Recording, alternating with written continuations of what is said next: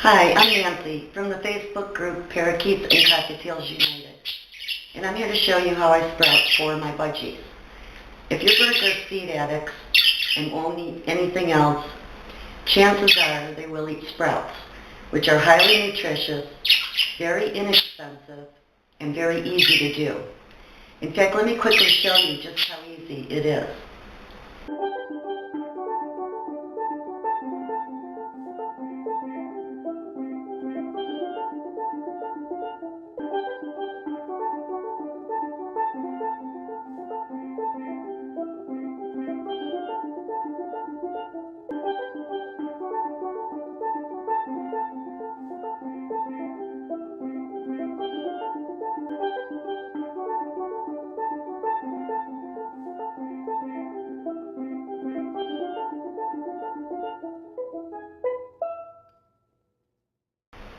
See how easy it is?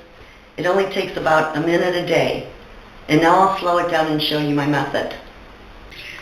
People use different methods for sprouting, and there's different types of equipment available. But if you do want to give it a try without buying sprouting equipment, I have an article in our Facebook group on using items that you probably already have in your kitchen. For this demonstration, I'm using the jar method. This is a wide mouth mason jar, and I have different types of strainer lids. Please keep in mind it's very important to always use clean, sterilized equipment. Now if you happen to buy a set of lids that tiny seeds will fall through, you can cut a piece of cheesecloth or use a coffee filter or paper towel and place it under the lid to hold in the tiny seeds. But I have this set which came with 2 screens that I can double up and the tiny seeds don't fall out. Now I have broccoli and clover in this jar, and I have millet and wheat already soaking in the other jar. I have about a tablespoon of each seed in these jars. You only want to sprout small amounts at a time because the sprouts don't last long in the refrigerator, and I only feed small amounts to my birds. I treat sprouts as a supplement to their other food and not a replacement. You want to wash the seeds thoroughly by rinsing, swirling, and draining, which I call the RSD, and it is the most important step for successful sprouting.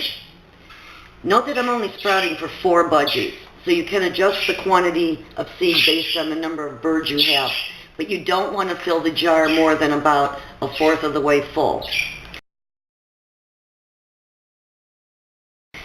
I'm just using medium temperature water, and I do this a few times until the water runs clear. Now I only sprout organic seeds. I don't sprout commercially packaged bird seed, and I don't sprout the spray millet that you buy at pet stores. After I've washed the seeds, I then fill the jar about halfway with water. I put the jar in a corner in my kitchen, out of direct light. In fact, the darker the better, and leave it there to soak anywhere from 6 to 12 hours, depending on the seeds that I'm using. And that's it for now. We'll come back later for the next step. So now the soak stage is just about done. Now my next step is optional. Just like any raw food, sprouts can be susceptible to bacterial growth. So I add about a capful of organic apple cider vinegar to the soak water to help kill and prevent bacteria. Now it doesn't have to be the Bragg's brand, but it has to be organic, raw, unfiltered, and with the mother in it. Then I just swirl it well and let it set for about 10 to 20 minutes. Now at this point, if you see any seeds floating, you can skim them off as they will not germinate. Then I drain the water and do the RSD a few times, swirling well to help loosen up any seeds that may be stuck together and to rinse off the apple cider vinegar. Now you can sprout the seeds all in one jar if you want. I like to separate the seeds for various reasons, which I go into more detail in my Facebook article. So after you've done this rinse, drain it very well, because at this point you're not going to want the seeds soaking in water any longer. but the seeds will have to stay moist.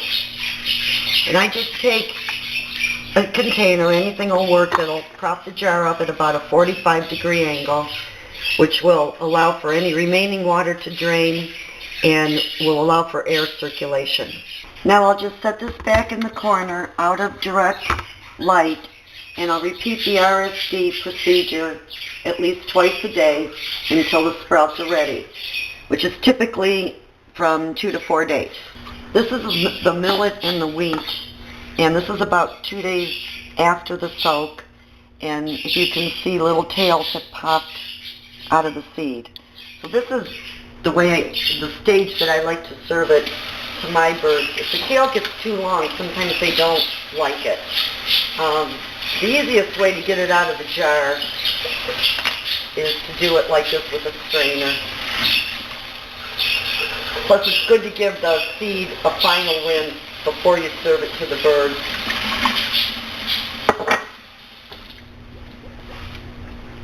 Then I just dry it up on a paper towel, so it's not too wet to serve it to them.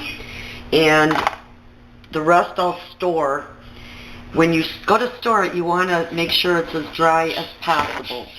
So I'm going to be letting this millet and wheat sit on the counter for a little while to dry out. Or if your sprouts are big enough, like beans, lentils, peas, you can dry them in a salad spinner. But this is ready to serve. You can serve them as soon as little tails emerge, or you can let them go longer. You'll learn at what stage your birds prefer their sprouts. When the sprouts seem fairly dry, you just store them in either a Tupperware container or a baggie, and they'll last in the refrigerator up to about 5 days. Now to serve it from the fridge, just put a small portion in a strainer, run under warm water to bring up to room temperature, dump on a paper towel, and dry them a little. To recap, rinse and soak for 6 to 12 hours. Add the apple cider vinegar and soak about another 10 to 20 minutes. RSD a few times, drain well, prop the jar in a container, RSD a few times twice a day until the sprouts are ready. So if you want to learn more about sprouting, my article in our group goes into much more detail, such as nutrition and health benefits, mold and contamination, maybe why the seeds didn't sprout, other options for equipment, including using common kitchen items, other seeds and where to purchase, and the reasons why I sprout from seeds separately. So look us up on Facebook. I truly hope you give sprouting a try.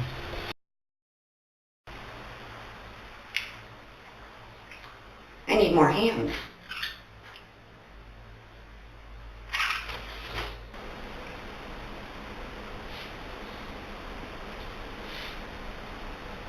Thanks, Dewey.